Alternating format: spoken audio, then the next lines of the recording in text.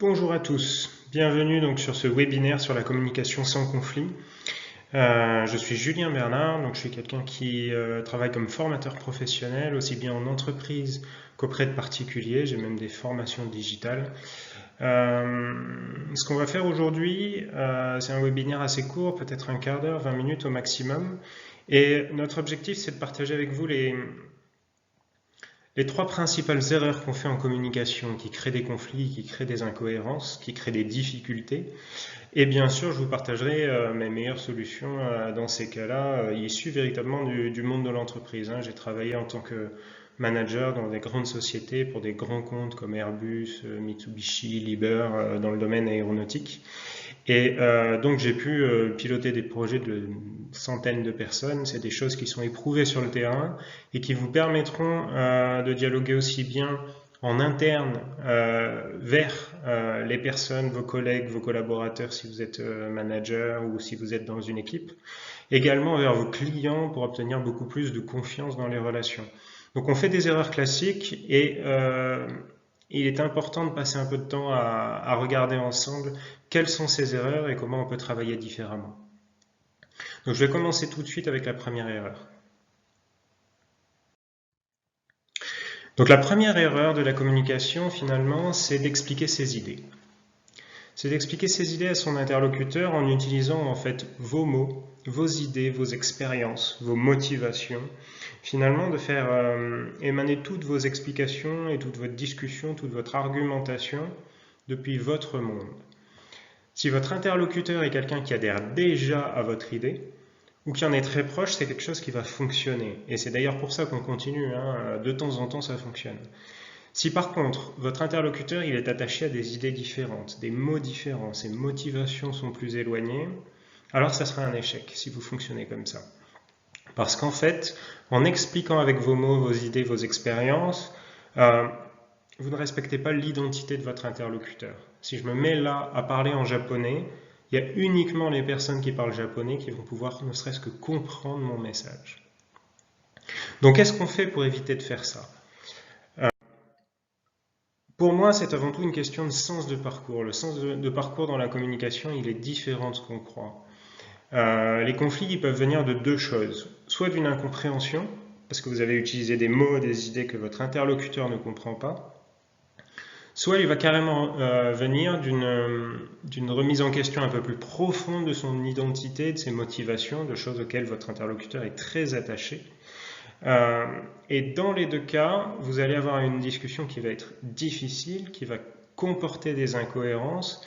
Vous aurez beaucoup de mal à soit transmettre votre message, soit même plus loin, motiver, engager votre interlocuteur.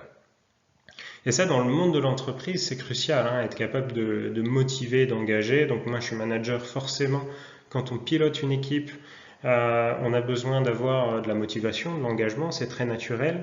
Mais c'est pas uniquement quand on est manager, quand vous êtes vous êtes votre propre maître et vous avez votre entreprise. Quand vous avez un client en face de vous, être capable de le comprendre, de l'engager, de le motiver, de l'emmener jusqu'à l'action, l'achat, peu importe. Tout en créant de la confiance, ça c'est fondamental. Donc le point de départ de la communication, ça doit être votre interlocuteur. Ça signifie utiliser ses mots, ses idées, ses motivations, au moins au début de la conversation, parce que vous respectez qui il est, vous respectez le point de départ. C'est comme ça dans un voyage, on ne part pas de l'arrivée, on part du point de départ. Ensuite, quel est le point d'arrivée de la communication? C'est tout simplement l'idée que vous souhaitez communiquer. Ça peut être un message, ça peut être un projet que vous proposez, ça peut être un plan d'action, ça peut être un produit que vous vendez, enfin peu importe votre message. L'idée c'est d'amener quelqu'un d'où il est aujourd'hui, maintenant, tout de suite, vers une nouvelle idée, un nouveau message. Et c'est ça que j'appelle un sens de parcours qui respecte une communication sans conflit. Donc si on se résume, communiquer sans conflit, c'est aider votre interlocuteur à parcourir ce voyage dans le bon sens. On commence par la compréhension. C'est pour ça qu'en communication, on est obligé de travailler sur l'observation, sur l'écoute de son interlocuteur. Pour le comprendre, il est différent de nous. Et ensuite, on termine par son message. Et l'idée, c'est d'être capable d'adapter son message en fonction de notre interlocuteur. Plus vous avez cette compétence d'adapter correctement votre message, plus vous aurez un message qui sera à la fois compris au niveau du sens, mais également qui entraînera de l'engagement et de la motivation, et qui amènera les gens à agir, à respecter, à prendre des décisions, à respecter votre message et vos propositions. Je poursuis avec la deuxième erreur. Là encore, c'est quelque chose qui revient très souvent, et moi je le vois beaucoup en formation professionnelle, en entreprise. L'erreur, c'est de poser des questions fermées. On cherche à prendre de l'information, à connaître un peu mieux son interlocuteur. On le fait peut-être parce qu'on a appris qu'il fallait le faire. On a souvent des mauvaises impressions là-dessus. On ne se rend pas compte qu'on pose des questions fermées. Donc une question fermée, c'est quoi? C'est: pensez-vous que la communication soit importante? Avec cette question, qui a l'air très bien, en fait, je vais avoir une réponse qui sera uniquement oui ou non. Et pire, je vais avoir la réponse oui presque obligatoirement. Parce que j'ai énormément influencé la réponse dans la manière dont j'ai posé la question. On ne se rend pas compte qu'on pose régulièrement des questions fermées. Est-ce qu'il y a eu un problème de qualité? Est-ce qu'il y a eu un problème de délai?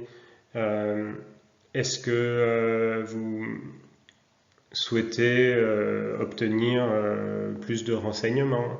On présuppose en fait très souvent que l'on sait avec nos propres idées ce que cherche la personne qui est devant nous. Donc, quel est l'impact? Très simplement, votre interlocuteur, comme on s'intéresse peu à lui et on lui suggère déjà la réponse, il va avoir une réponse très courte, qui va peu vous renseigner, en tout cas pas très efficacement. Or, ce qui nous intéresse, c'est de connaître ses mots, ses idées, ses motivations. Donc un oui ou non, surtout s'il est très influencé, ça nous intéresse très peu. Et donc voilà, la question fermée, elle a deux impacts négatifs. Une réponse qui sera trop courte pour vous renseigner efficacement, et une réponse qui sera très influencée, donc très biaisée et très conditionnée. Donc comment on évite d'être dans la question fermée? Bien évidemment, on travailler plutôt sur la question ouverte. Donc juste pour illustrer la question fermée avant de parler de la question ouverte, voilà un exemple de scène dans un environnement professionnel. Bonjour, il nous faut discuter du problème qu'il y a eu sur l'activité XXX. Voilà, je sais que le client a refusé notre livraison, est-ce que c'est bien ça? Oui, c'est bien ça. Ok, est-ce que c'était un problème de qualité du travail ou un problème de planning? C'était un problème de qualité, mais je ne suis pas d'accord avec le client. Ok, en tout cas la prochaine fois, il faudra vraiment faire un point avec le client une semaine avant la livraison, être sûr qu'il accepte le livrable ou qu'on connaît ses difficultés. Est-ce que ça te convient? Oui. Dans cette scénette, c'est un petit peu une scénette où un manager va discuter avec une personne qui a réalisé une activité, ça ne s'est pas très bien passé avec le client. En fait, le manager pose des questions. Est-ce qu'il y a bien eu un refus du client? Est-ce que c'est un problème de qualité du travail, un problème de planning? Est-ce qu'en faisant un point avant la livraison, on peut régler le problème? Ce ne sont que des questions fermées. Avec ces questions-là, en fait, vous avez des réponses, surtout si vous êtes manager, généralement votre collaborateur va vous répondre oui la plupart du temps à vos suggestions, à vos propositions. Pour autant, est-ce que ça veut dire que c'était ce qu'il considérait important dans cette situation? Est-ce que ça veut dire qu'il va vraiment suivre votre conseil, s'engager profondément, être motivé profondément par cette proposition?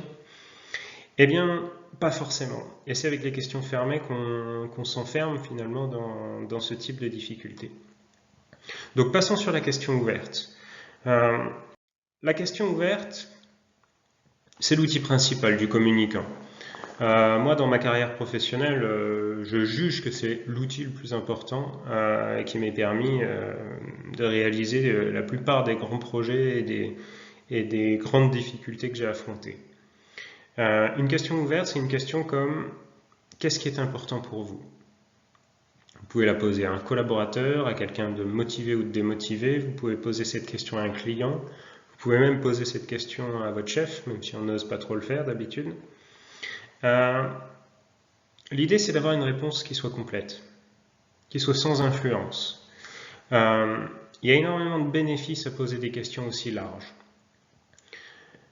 Le premier bénéfice, c'est que les véritables motivations, les vrais sujets clés vont émerger rapidement.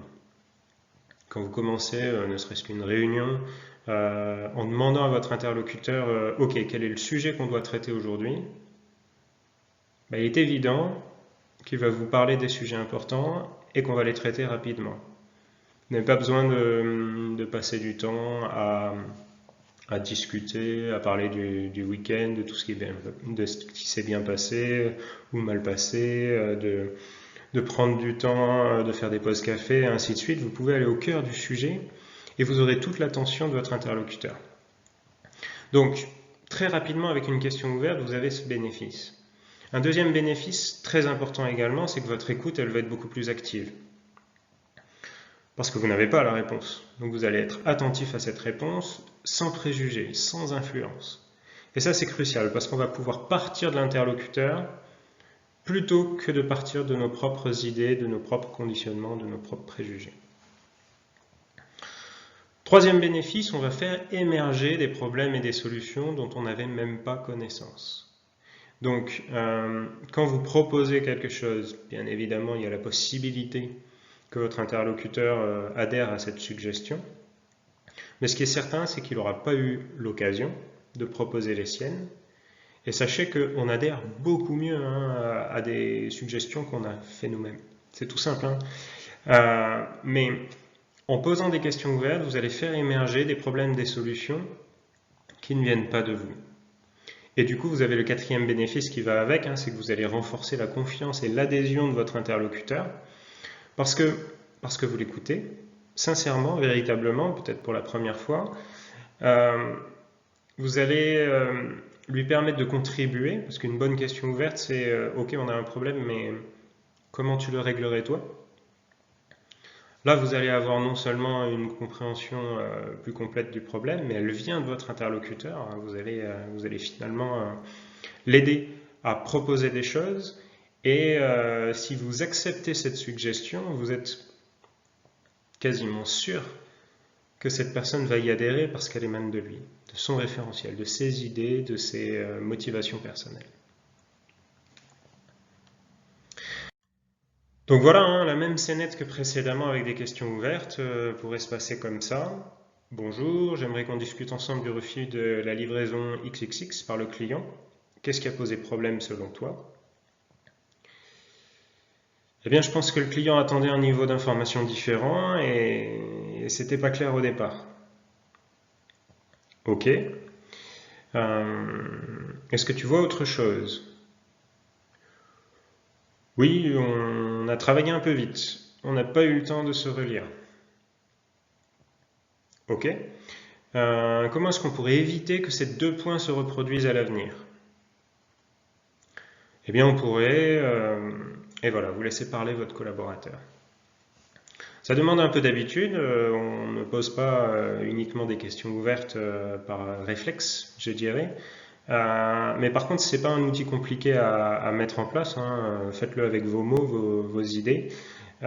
Posez des questions très simples, très directes, n'ayez pas peur d'être assez direct. Par contre, intéressez-vous immédiatement, très largement à votre interlocuteur. Donc vous voyez les questions, qu'est-ce qui a posé problème selon toi? Est-ce qu'il y a autre chose? Comment est-ce qu'on peut éviter que ça se reproduise? Et vous voyez la nature des réponses. On a en une conversation très courte la possibilité de comprendre que le client avait un niveau d'information différent, les informations de départ n'étaient pas claires et notre équipe n'avait pas eu le temps de se relire. 3 informations qu'on n'avait pas eues dans la situation précédente parce qu'on avait posé des questions fermées. Voilà, donc la question ouverte, c'est vraiment un outil fondamental qui permet de mieux communiquer. On va venir maintenant sur la dernière de nos 3 erreurs. Donc, dernière erreur, mais non des moindres, il s'agit des fois où vous communiquez de la même façon avec des interlocuteurs différents. Et c'est particulièrement vrai quand vous avez préparé votre présentation ou votre discours. En fait, quand vous préparez à l'avance un discours, vous savez que vous ne l'adaptez pas à votre interlocuteur. Et ça a un gros impact. D'abord parce que vous allez utiliser régulièrement des mots, des idées qui viennent de vous et que votre interlocuteur ne comprend pas forcément ou pas comme vous. Il n'y adhère pas forcément, ce sont vos mots, vos idées. Vous y êtes attaché, pas forcément votre interlocuteur. Donc ça, c'est pour le plan de la compréhension. Et sur le plan de la motivation, pourquoi on crée des conflits? Parce que si vous amenez quelqu'un à prendre une décision, à agir à partir de vos motivations et pas des siennes, en fait, vous créez des fois de l'ennui, tout simplement parce que le sujet ne l'intéresse pas, ne le motive pas au départ, donc de la perte d'attention. On crée parfois directement de la démotivation, parce que si c'est des motivations qui sont les vôtres, mais qu'il n'y a pas de point commun et que ce ne sont pas les siennes, il n'y a aucune raison pour cette personne que vous la motiviez à agir. Et le pire, c'est quand on crée des conflits, parce que ce qu'on propose dans notre monde avec nos idées, en fait, ne respecte pas l'identité de l'interlocuteur. Si lui tient très fortement à une valeur, par exemple, et que vous la bafouez dans votre discussion, sans le savoir, en parlant de très bonnes valeurs à vous, vous créez des conflits sans vous en rendre compte. Et vous êtes le point de départ de ce conflit. Donc comment peut-on adapter son message? C'est pas forcément quelque chose de compliqué, mais si vous voulez être compris, il faut utiliser des mots et des idées que votre interlocuteur partage. Si vous voulez être capable de le motiver, il faut être capable de relier votre message à ce qui est important pour lui. En fait, de l'aider à réaliser ce qui est important pour lui. Et vous devez parler uniquement de ce qui est important pour lui. Ce qu'on fait trop souvent, c'est qu'on parle d'absolument tout ce qui compte pour nous. Et en fait, régulièrement, on a de l'ennui, des contradictions, des démotivations sans s'en rendre compte. Donc comment on peut faire ça très simplement? Si vous avez identifié que votre collaborateur il souhaite faire quelque chose, disons l'activité XXX, vous lui dites très simplement ok, vous souhaitez faire XXX, moi pour ça je vous propose de faire cela. Et soyez honnête, ne manipulez pas, on n'invente pas des liens quand ils n'existent pas. Si votre message, vos idées, votre proposition permet à votre interlocuteur de réaliser quelque chose qui le motive, aidez-le à le faire. Et ça fonctionnera extrêmement bien et votre message passera très clairement et sera très motivant. A l'inverse, s'il n'y a pas de motivation déjà existante, ce n'est pas en une demi-heure, en 2 heures, en une journée de discussion que vous allez changer un interlocuteur qui par le passé, adhérait à des idées profondément différentes et des motivations différentes. Donc si vous faites ça, si vous apprenez à adapter votre message pour être très motivant, d'abord vous allez capturer systématiquement l'attention de votre interlocuteur. C'est naturel, vous ne parlez que de ce qui l'intéresse. Vous allez ensuite agir sans conflit parce qu'en fait vous respectez son identité, ses motivations directes. Donc vous n'aurez plus à vous préoccuper du conflit. Quand il y aura conflit, c'est parce que vous avez mal cerné une de ses motivations, ou peut-être qu'il n'a pas osé vous en parler. Mais dans tous les cas, c'est vraiment ce travail de compréhension des motivations qui permet de communiquer son conflit. Et dernier bénéfice, non des moindres, vous créez beaucoup de confiance. Et dans les relations professionnelles, croyez-moi, c'est crucial de créer de la confiance. C'est ce qui permet d'avoir de l'adhésion à vos projets, de l'engagement sur les tâches que vous confiez, quand vous déléguez, quand vous cherchez à motiver des personnes à agir. Et c'est une source de satisfaction incroyable. Très bien, on a vu nos 3 principaux points. Donc je vous remercie tous pour votre attention. On a mis un peu moins de 20 minutes pour aborder ces 3 sujets. Ça fait partie d'une formation de communication sans conflit que je donne sur mon site internet en version digitale. Donc si vous voulez aller plus loin, pour une somme assez dérisoire, vous avez la possibilité d'avoir un cours complet, une formation complète sur le sujet qui vous permettra d'avoir une communication à la fois beaucoup plus claire, mais également beaucoup plus motivante. Si vous voulez bien sûr un peu plus d'informations, plus d'échanges, plus d'exercices que dans les formations digitales, qui sont souvent sous support vidéo, un peu comme celui-ci, n'hésitez pas à aller directement sur mon site internet ou à me contacter, vous avez mes références qui sont ici. Je donne des formations en entreprise, mais je fais également des formations individuelles, on peut faire ça même à distance avec des outils de vidéoconférence. Et dans ces cas-là, on a la possibilité de pratiquer, de s'exercer, d'être corrigé, d'avoir quelque part un coaching en direct. Et ça n'a pas de prix quand on veut véritablement changer. Donc je vous remercie tous et je vous dis à très bientôt. Au revoir.